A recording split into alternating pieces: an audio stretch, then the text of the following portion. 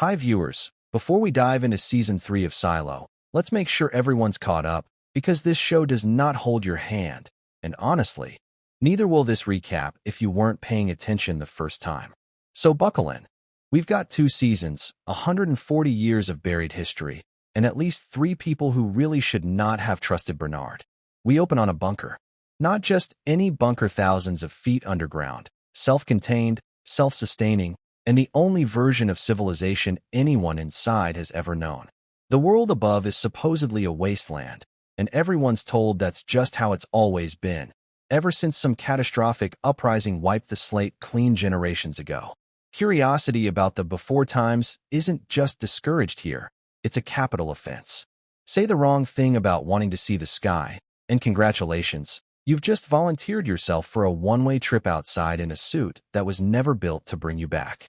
Our entry point into all of this is Allison, married to the town's sheriff, Holston.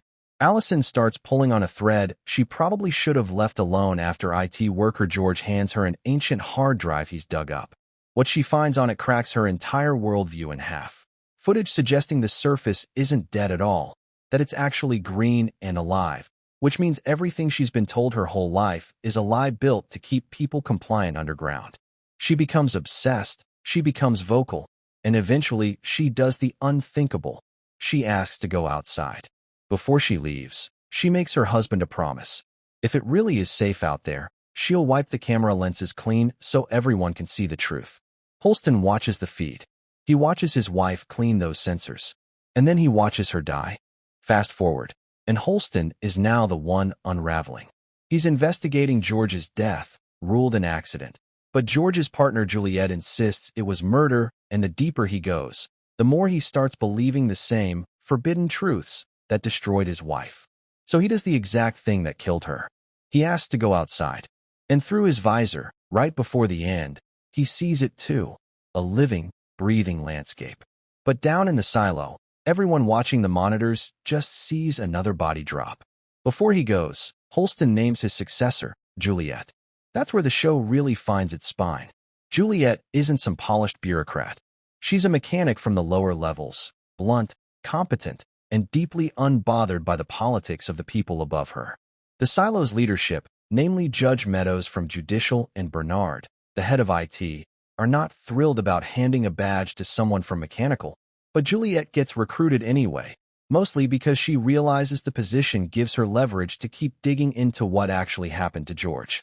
She leaves behind her found family down in Mechanical, her friend Knox, engineer Shirley, her deputy Hank, and her mentor Walker, who can't even bring herself to leave the lower levels due to crippling anxiety about the world beyond them. On the trip up to take her new post, tragedy strikes twice. The mayor is poisoned, and Holston's old deputy Marnes is murdered in his own home. Bernard slides into the role of interim mayor practically overnight. As sheriff, Juliette gets paired with a new deputy, Peter Billings, technically sent by Judicial to keep tabs on her, but he ends up being one of the only genuinely trustworthy people she meets up top. Through him, she also learns something ugly, a mysterious illness plaguing the silo, referred to only as the syndrome, might not be a disease at all so much as a cover story people use to hide the fact they're secretly being kept from having children. Meanwhile, Juliette is also avoiding her estranged father, Peter Nichols, a doctor she blames for the death of her mother and younger brother years earlier after Judicial found out her mom had been experimenting with banned pre-uprising tech to try and save her brother's failing heart. It's only when Juliette discovers that Judicial has hidden cameras planted literally everywhere, even in private homes, that she realizes her father wasn't the one who ratted her mother out. The surveillance did that on its own. Father and daughter start to rebuild. The real gut punch of the season comes when Juliette finally corners the truth. Bernard isn't just the head of IT. He's the actual power running the entire silo, and he's the one behind both the mayor's and Marnes' murders. When Juliette gets too close, Bernard and his security chief Sims frame her, claiming she requested to go outside, guaranteeing her a death sentence whether she said it or not. She escapes and goes underground literally with the help of a smuggler and a hacker, and together they uncover a final message George left her on that hard drive, a plea to find a hidden door beneath the silo. They even manage to broadcast the footage of a lush, living surface to the entire population before Bernard shuts it down and finally catches up with her. Right before Juliette is sent out to clean, Bernard drops one more bomb. George didn't die by murder. He killed himself rather than risk being tortured into giving up the names of people like Juliette. And in a twist, Bernard is visibly rattled when Juliette mentions the secret door, meaning he doesn't know everything either.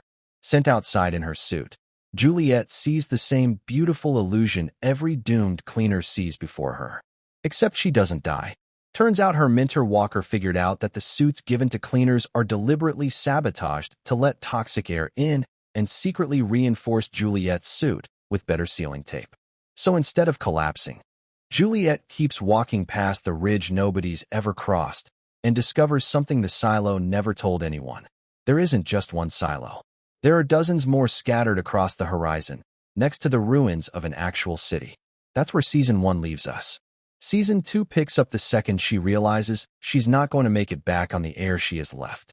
She barely stumbles into the nearest silo before her tank runs dry, only to find its entrance ripped open and bodies scattered everywhere. Inside, everything below ground is flooded, and the only person left alive is a man who calls himself Solo, holed up for years inside the vault of what turns out to be Silo 17. Juliette's silo is 18. Solo explains that his silo tore itself apart in a revolt decades ago, and he's been alone ever since, terrified and completely isolated.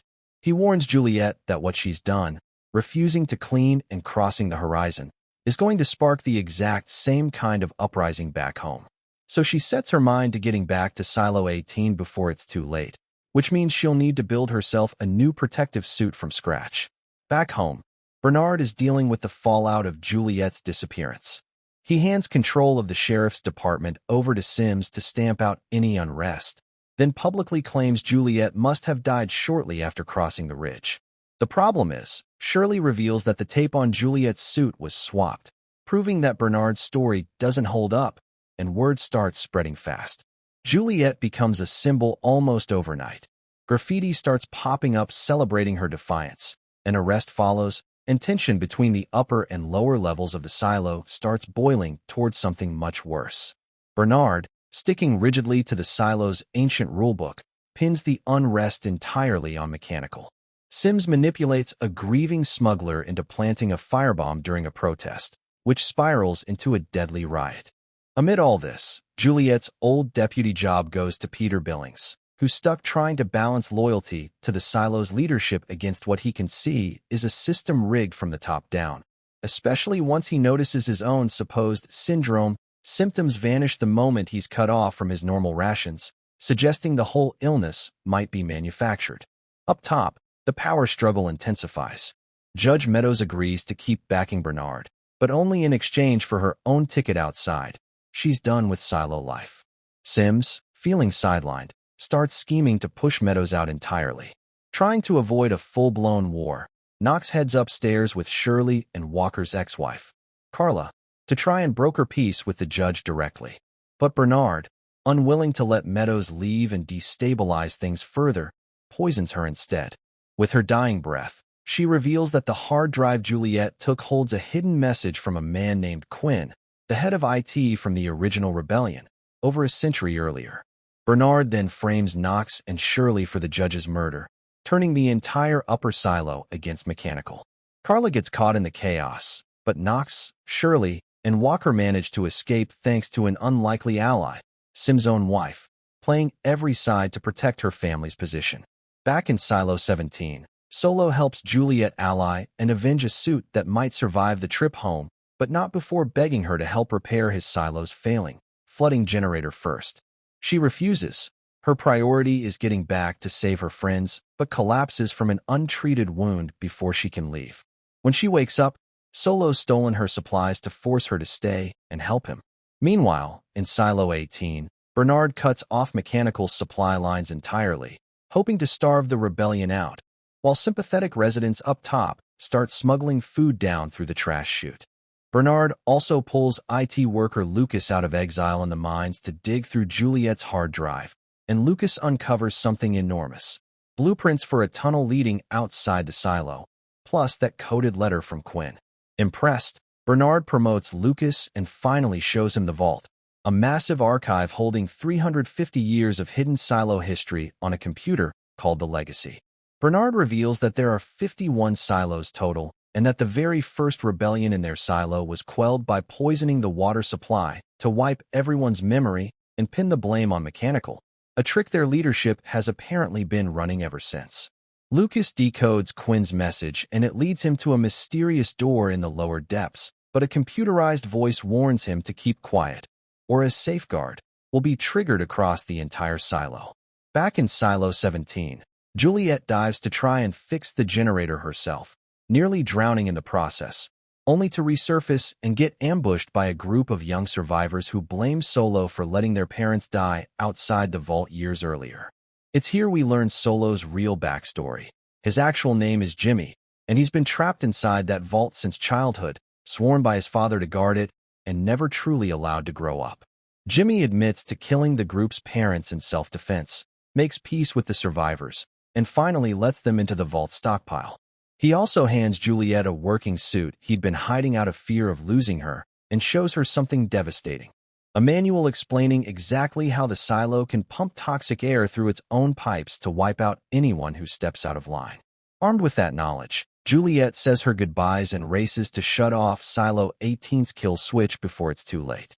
Back home, Knox and Walker lure Bernard's forces into Mechanical as a distraction while the rebellion moves up top. Peter and Deputy Hank rig the stairwell with explosives to cut off Bernard's soldiers, but lose track of their detonation timer. Hank hands Juliette's watch to a courier as Peter sacrifices himself to set off the blast, trapping the soldiers below and leaving Bernard exposed. Lucas, disturbed by everything he's learned, quits as Bernard's shadow. A mob led by the grieving smuggler from earlier storms toward the silo's exit, determined to force the doors open and prove the outside world is livable. Bernard, cornered, hands Sims the keys to the vault and prepares to walk outside on his own terms rather than face the mob. Just as the crowd is about to breach the doors, Juliette appears on the monitors, warning everyone that the surface really is toxic and they need to stay inside. She makes her way in and runs into Bernard, who's lost all faith in whoever's really been pulling the strings behind the silos and would rather die outside than live under a system willing to gas its own people. Juliette tells him she's found a way to actually save everyone, but before she can act on it, the two of them get trapped together in the silo's entrance incinerator, and the season ends with them both engulfed in flames. And then, just to make sure we're all thoroughly unsettled going into Season 3, the finale jumps back roughly 200 years to a Washington, D.C. restaurant, where a congressman named Daniel and a woman named Helen are quietly discussing a recent attack on the U.S. by Iran, wondering just how bad things are about to get. Silo Season 3 kicks off in the here and now, watching Mayor Juliette go through a morning routine that looks suspiciously like a hostage's schedule dressed up as self-care, vitamins, dinner, and a gentle little reminder that Silo 18 is stable because she made it back alive from her cleaning. She catches sight of scars on her body while brushing her teeth and just moves on, like that's normal. It isn't. The next day, she's paraded around the building with Camille at her side and Deputy Jerry trailing behind like a leash with legs, greeting residents who all seem to know exactly who she is, even if she doesn't. A woman swaps a sheriff's badge for a wooden horse in front of her, which registers for about half a second before Juliette gets overloaded by the noise and the crowd and has to retreat to her room. Meanwhile, in a flashback thread, a woman named Charlotte Keene is power walking through Washington, D.C., changing her appearance and ducking a subway train because she's convinced someone's tailing her. Two timelines, two women unraveling. The flashback opens on Congressman Daniel Keene doing the least glamorous part of politics, cold-calling constituents until one of them, Mr. Jones, threatens to vote for the opposition unless Daniel takes him off the call list. Daniel folds immediately because every vote counts. From there, he meets up with his sister Charlotte, who grills him on whether he followed her anti-surveillance instructions to the letter, which tells you everything about her state of mind before we even get a name for what she's afraid of. The siblings trade some sibling-grade insults and then get down to business. First up, Daniel's cozy little rendezvous with a journalist named Helen, who he's been feeding details about his New Orleans work and some kind of experimental drilling tech he helped develop. Turns out Charlotte's the one who pointed Helen at Daniel in the first place, because she's chasing a story about an alleged dirty bomb attack tied to Iran. Second topic, Senator Thurman's Iran committee, which Daniel has zero interest in joining until Charlotte but tells him she's about to fly a bombing run and needs him inside that committee, leaking information back to Helen. Daniel doesn't hesitate. He goes straight to Thurman and her daughter/campaign manager, Anna, who bring up New Orleans and the drilling project again, something the show is clearly setting up as a slow burn reveal. Daniel is upfront about wanting in specifically because his sister, a naval aviator stationed on the Nimitz, is about to fly into Iranian airspace. Thurman isn't moved and throws him out for overstepping his lane, but she quietly clocks Charlotte's name for later. Anna tracks Daniel down to tell him Thurman confirmed through a JSOC contact that Charlotte really is flying the retaliatory mission. Daniel wants to reach her before she goes wheels up, but she's already gone. Cut to Charlotte and her squadron in their F-35s, watching the USS McCain unload missiles toward the target, then climbing to 50,000 feet to circle back for a second strike once the smoke clears. Except they fly straight into a strange storm formation that scrambles every missile mid-flight and tears the jets apart. It happens fast enough that the show doesn't give you time to process what you just watched, but the debris leaking into Charlotte's cockpit looks less like weather and more like some kind of engineered nanoparticle cloud. Who built it? No idea yet. It could be Iran, it could be the US, or it could be a third party we haven't met. Back in DC, Thurman breaks the news to Daniel that Charlotte survived and an extraction is underway. Days later, Daniel's rushing to Walter Reed when Anna redirects him to the Heidi Stinson Clinic instead, a facility that specializes in traumatic brain injuries fittingly, since its founder's whole career was shaped by her own mother's battle with Alzheimer's. That detail feels like it's going to matter down the line. For now, Daniel just finds a badly bruised Charlotte who has no idea who he is. Back in the present, Juliette relives the night she returned to Silo 18 in a nightmare. The fire, Bernard, all of it, and wakes up mid-panic attack. Camille rushes in to comfort her, but it's clear she'd rather Juliette stay foggy than get her memories back. We also learn her room is bugged, watched in real time from a watcher room by Robert and his team. Robert later walks Juliette to the airlock and spins a story. Her suit wasn't a standard cleaning suit, which is why she lived, and the poison that killed Bernard came from the atmosphere outside. That's a lie. The real poison is piped in deliberately as part of the safeguard protocol, and Bernard didn't die from fire or fumes at all. Robert strangled him. Camille knows this and is fine with it, because as far as she's concerned, Bernard had it coming. Robert also tests Juliette by bringing up an incident from Season 1 where she took hostages to dig into Wilkins's death, watching closely to see if her blank stare is genuine or an act. It's genuine. Later, at a council meeting meant to signal a more democratic Silo 18, Robert announces most surveillance cameras have been pulled except, conveniently, the ones watching public safety and security, which apparently includes Juliette's own bedroom. Juliette opens the meeting without saying much of substance and hands things over to department heads. Ed Harwood explains the recent mine collapse isn't an accident, but the result of centuries of unstable tunneling made worse by last season's rebel bombs, and Juliette immediately notes that digging closer to the surface technically violates the pact. Then Orla Kent, shadowing the head of supply, clashes with Ed over whether she's too young for the job before delivering her report and capping it with the line, "We are good in supply," which knocks loose a genuine memory for Juliette, a scrap of a note from Martha about truth and love and, again, being good in supply. Before she can chase the thought, Knox jumps in to defend Orla from Ed's badgering and updates the council on repairs. Paul, clearly trying to dodge the spotlight, gets pushed by Camille into admitting that Kennedy is still missing, Lucas is presumed dead, and a masked group calling themselves the Outsiders, Kennedy loyalists who believe the outside world is actually fine, are still active. Afterward, Knox quietly checks in to see if Juliette remembers anything about her time in the Down Deep or Silo 17. She doesn't. Ed and Orla go another round over Ed's daughter losing out on the supply job, and Paul has to step in before it turns into a real fight. Juliette praises Knox's crew for the repair work, then bumps into Shirley and Hank, neither of whom register to her at all, a gut punch for Shirley especially. who's clearly grieving the version of Juliette that knew her. While Mids is distracted with lunch, the outsiders hit the IT section on level 19, stealing equipment and hanging a banner that claims the wall display is a lie. Shirley snaps at Knox for being too friendly with a mayor who's clearly not all there, and Hank basically dares her to say it to Juliette's face, which she can't quite do.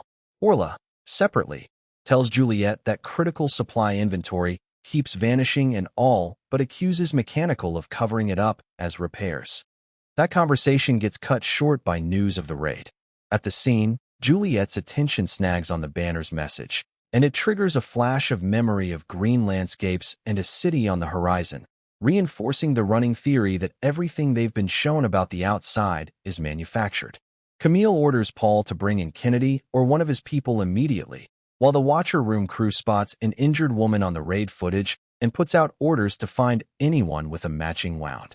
Later, Juliette starts putting fragments together out loud in front of the wall display, correctly recalling Silo 17, so Camille hauls her back to her quarters to correct the memory, insisting she was actually recovering in some rural hut the entire time. It's gaslighting, plain and simple. Meanwhile, Camille checks in with the algorithm about Juliette's returning memories and is told, flatly, to double her medication so she never gets close to remembering the safeguard protocol needs disabling. Camille does it without blinking. The episode ends on Juliette finding a note tucked into her food, flipping the bowl, heading to the marketplace, and then burning the message. My money's on Martha being behind it, given her history of smuggling secrets to Juliette back in Season 1. The Down Deep clearly wants their old ally back, memories intact, questioning everything about how Silo 18 is run. But a straightforward retelling of her own history probably won't cut it here. Juliette has to stop taking those vitamins first. If that note is really pointing her toward the truth about her own medication, and she figures out how to go off it undetected, her memory might come back on its own terms. The real question is whether she can pull off a trip to the marketplace without Camille, Paul, Robert, or Jerry catching wind of it. Drop your theory in the comments, and if you're along for this ride with us, make sure you're subscribed, because Silo Season 3 is just getting started.